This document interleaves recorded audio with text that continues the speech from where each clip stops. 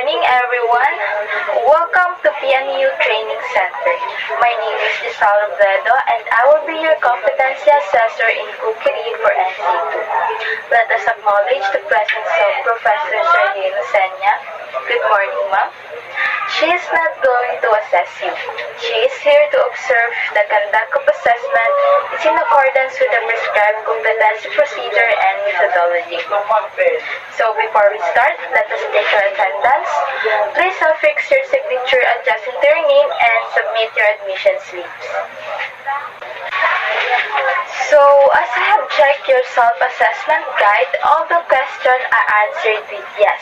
It means that you are ready because you know and you can perform all the units of competency in cookery. So, the purpose of this assessment is to determine the level of competency for your qualification and certification. The tasks to be performed are the core units of competency in cookery, and they are the following.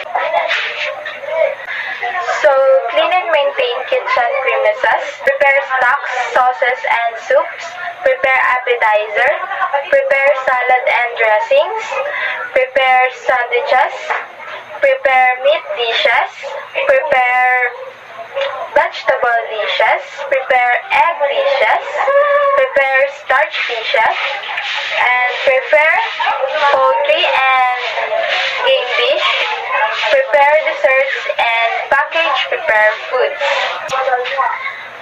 So, for your assessment, I will collect and gather the evidences through the methods of assessment that will be used, such as demonstration and oral questioning, to determine your underpinning knowledge and skills. You will be graded as competent and not yet competent. If you are competent, you will receive your certification, and if not yet competent, you may apply for reassessment. And reassessment procedure, you can be reassessed at any time at your convenience. In case that reassessment is a full qualification, you have to undergo on the whole process. If you found competent in some unit of competency, so the reassessment is only focused on the units of competency that you were found incompetent. But if you failed two consecutive assessment, you will be advised to undergo for the refresher course before applying reassessment. So the result of the assessment is kept confidential, and the assessment package is kept in a secure place. It is only available to the authorized person and to the institution where you had your actual training to maintain the integrity of the assessment process. For your needs, if you have personal needs, the washroom is located here on the third floor beside the tool room. And let me remind you that during the assessment, you are not allowed to leave the premises without the permission from the assessor or to loiter around the assessment area. Please observe the security policy and procedure and follow the rules on the use of assessment center facilities. Also, the use of cell phone is likewise prohibited. Now, if you have difficulty in understanding the instruction, please don't hesitate to inform me, and I am more than willing to translate it to you in the vernacular. If you want to clarify things about the assessment, you can do so. And if you have physical difficulties, please don't hesitate to call my attention.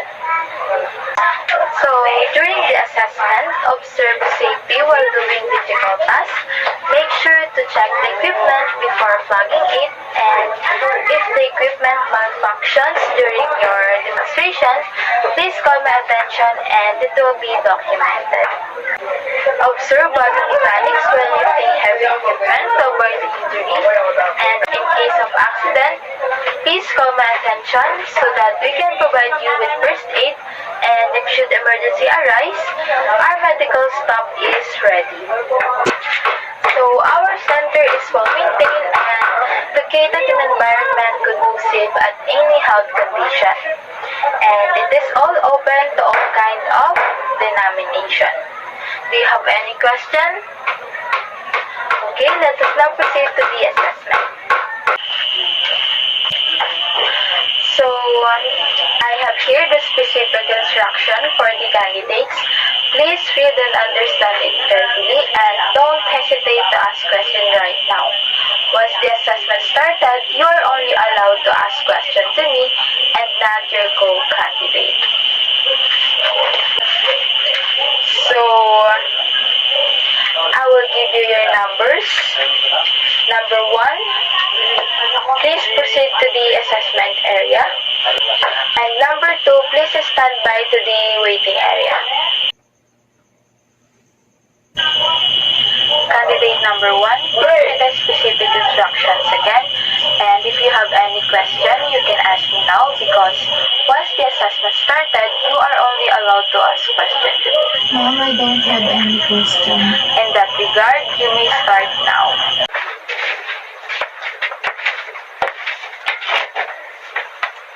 It's time for oral questioning. How do you do? I'm okay, ma'am. Okay. So, what are the principles in preparing salads have you considered? The principle in preparing salads that I have Okay, thank you. How do you feel now? I'm okay, ma'am, but quite nervous. How do you rate yourself on the scale of 1 to 10? Is it 10 being the highest? I will rate myself 7. Okay, thank you. So, candidate number 1, during the assessment, you were able to follow the standard procedure in preparing salad, and you made the demonstration exceptionally. However, you have to maintain the cleanliness and orderliness of the working area after the activities. My reminder to you is that to keep in mind the OHS policies. Having said that, my over-evaluation is that you meet all the requirements of the competency standard in cookery. Congratulations, you are competent. Please sign these cards or the competency assessment result and rating sheet. So these cards will be your claim stub, which you will receive from the assessment center manager after the assessment. Once you receive this, you may go to the TESTA office located in the second floor of Grand Central Terminal, Lozana City, for the application of your national certificate. You will need to pay 50 pesos and attach your ID passport size picture, and after 5 working days, you may claim your certificate.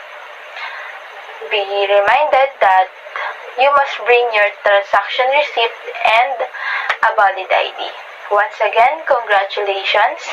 You may now go to the waiting area and please call the next candidate. Thank you.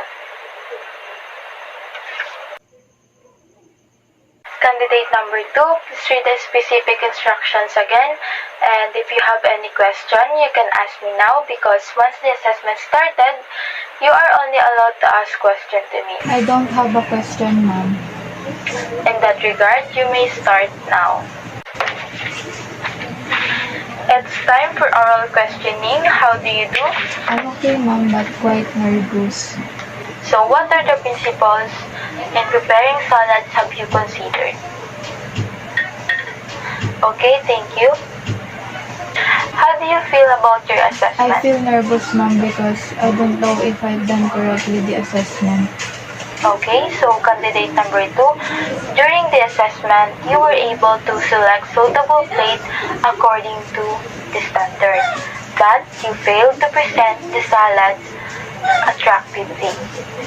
With that, the salad you made was not past the required competency standard in cookery. Also, your answer in oral questioning was not satisfactory either. My suggestion to you is that focus on the procedure on preparing salads.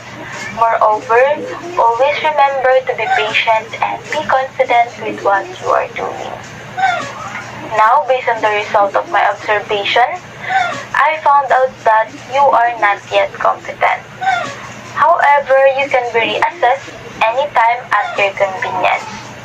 If you have doubts to the result of your assessment, you have the right to appeal, and you can submit your appeal to the assessment center manager right after the assessment. Kindly sign this card. Do you have any questions? Thank you. Now you can proceed to the waiting area. To the candidates, please stand by for the evaluation to be conducted by the tester. You have done a good job. Congratulations and thank you and goodbye.